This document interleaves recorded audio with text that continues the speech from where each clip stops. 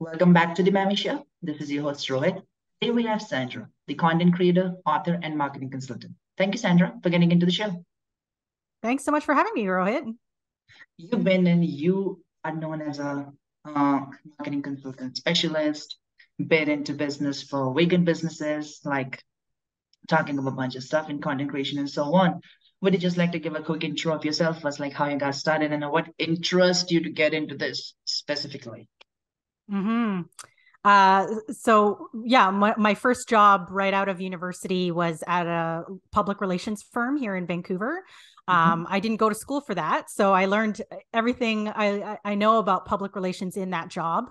And then after a year and a half, decided to quit. It just wasn't a good fit for me. And my sister is an entrepreneur. She went from admin assistant to a partner of a small business and sold that. So I saw her being her own boss, and I thought I could do that too. So I started my own little publicity company, and ran that for just over 10 years. So 2008 to 2018, had a very small team of interns and contractors.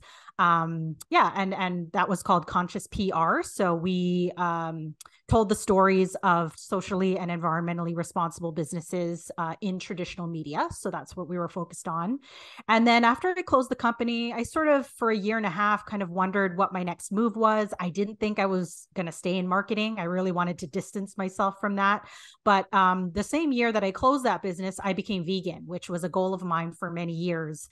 And since closing that company, I noticed, a lot of exciting stuff has been happening in the vegan industry. And so I sat down to meditate at the end of 2019, and my intuition told me, you're going to write forever and you're vegan now. So put those two things together. And so right at the start of 2020, I started a new business, which is the one I run now as the content doctor. And so I write content and I do marketing consulting specifically for vegan businesses. And I'm super excited about that because it is a niche, it is a growing industry, and there really aren't very many copywriters in the world that focus on this industry. So that's pretty cool. So you recently published your very own first, like world first vegan marketing book. What do you consider about that and how that book is all about? Yeah, so really excited about that. The idea for it actually came by complete accident. Usually around the time of my birthday, I go to an intuitive and I ask, what do the spirit guides have to say for me? And so last year she said, this is 2021. She said, you're gonna write a book. And I was like, what? I had written one book previously. So I just kept thinking about what could I possibly write about? I knew it would be nonfiction because I don't write fiction. So I thought about my previous experience in public relations and me being in the vegan industry now, and Googled in the summer of 2021 to see if there was a book out there already on this topic, and there wasn't. So, I knew when something in the market isn't there, you have to start it, right? So, there was only one book about vegan business out there called Vegan Ventures, and Katrina Fox published it in 2016, and that really is the only book about the vegan industry out there. So I decided to write the second, and so I started sending out requests for case studies and stories, marketing stories, at the end of September 2021, and then 3 months later, start of 2022, the book was written. And that's how it came together. And so it was released November 2022, World Vegan Month, and still trying to get it out there. You have had your own public relation agency. How you got started with that particular agency and how that been so far? Yeah, so great question. Most people think public relations is, oh, so you just contact the media and you get your story in the news. They Yeah. think that's all it is. But really, public relations is how you are interacting with your public and Yeah. what the public thinks of you. That's the important point too. It's what is your perception in the media? Because let's say, for example, Elon Musk buying Twitter. Some people think that's earlier on, some people thought that would be a good thing. Some other Yeah. people were scared about that. So it's very it was a very controversial move, him buying Twitter, right? And as we're recording this, we still don't know what's going to happen with Twitter. It's still very Yeah. kind of up in the air what's going to happen. So yeah, public relations, yes, it's about communicating your story in media, whatever media outlet you choose, but it's also about how the public feels about you. And that's the part that not a lot of people associate with PR. And that's a really important point. So early in my career, when I just started my business, most of what we did was just reaching out to traditional media because those are the tools that we had. But as I was growing my company, that at the same time, that's when these social media platforms started coming up. So Facebook, Twitter, LinkedIn, YouTube, and so it's very interesting as my company grew and I brought more folks onto my team to help me manage campaigns. Traditional media outlets, at least in Canada, maybe not around the world, but in Canada, started declining because more companies were investing less in advertising and putting more of their time and budget into social media. And so we did offer social media at my agency, but it just wasn't a main service of my business. And so, in 2016, I really felt the difference. I knew something in my business had to change.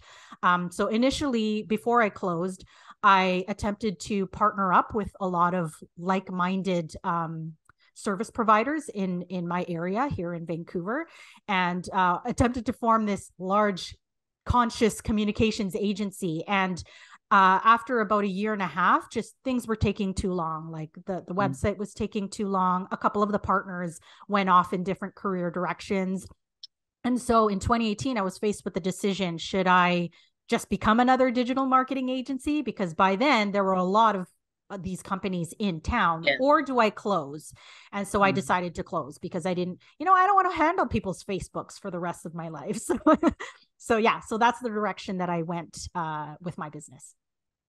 So now you are specifically for the vegan businesses. You used to consult them, you do content for them.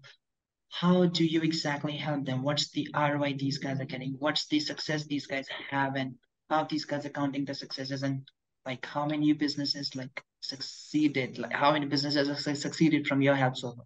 Well, I would say most of them. I did have one client that they haven't completely closed. They're still working. We're working through it, but yeah, most of my other clients are still in business, so that's a great thing. And the thing about content is it's you have to do it. Content is your foundational, piece of marketing, right? So, whenever companies come to me and they want to learn this magic bullet, I look at their basics first. It's like, first of all, do you have a website? Like, it surprises me how many small businesses just start with an Instagram account, and it's scary. It's like, that might work for you for some time, but you got to have a website. That's your digital home, because if Meta goes down, if Instagram goes down, that's your business, right? So you don't want to just have an Instagram account for your business. You got to have a website. That's number one. Number two, you got to have blogs. And it doesn't sound sexy. I know a lot of people don't care for blogging. That's where I come in. I love writing. I'm happy to write your blogs for you, because blogs are really important for search engine optimization. That's how people are going to find your website. So, and then you can use blogs for other things, transcriptions of your interviews, news announcements, things like that. So blog is number two.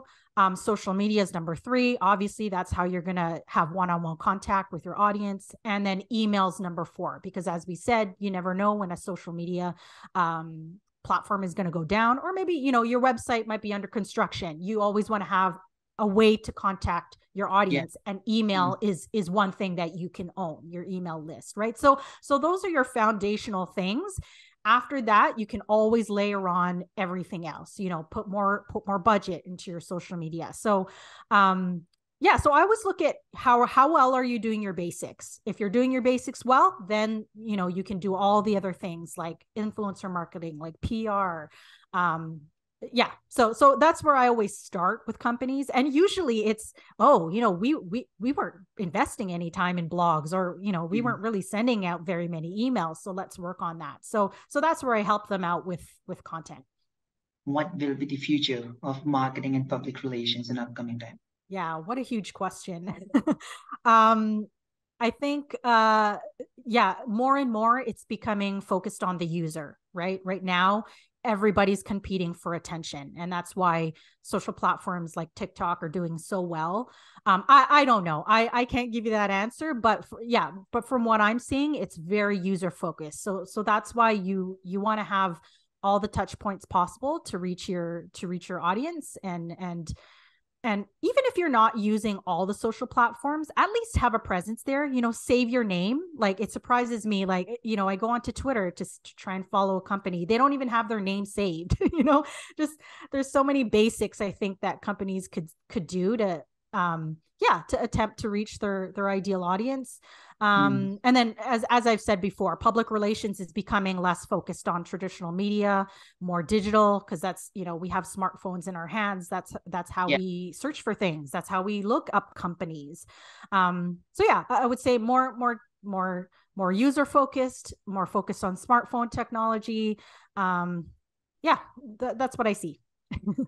Well, how do you see like how the Web3 will be going to be a part of into marketing as well? Because this is going to be a huge in upcoming time, I guess. To be honest, I'm no expert in Web3. I barely even know the definition of it. So, but I mean, you seem to know quite a bit about it, obviously. But yeah, obviously, yeah. Again, that's an area that's very focused on the user, and as I said, I think that's where the future of marketing is going. So I absolutely agree. It's going to be a part of marketing. How fast it is, that's another question, because I don't think the average, let's say, consumer is using it right now. So all the early adopters for sure have been on it probably for a while already, like you. So but yeah, I think in terms of mainstream, it might be a while still, maybe 1 or 2 years away.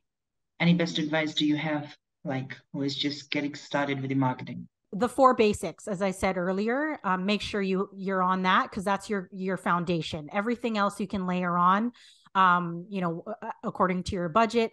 And if you're new to marketing, my book is a great startup guide. A lot of the examples in it are of small to medium businesses. So they're companies just like yours.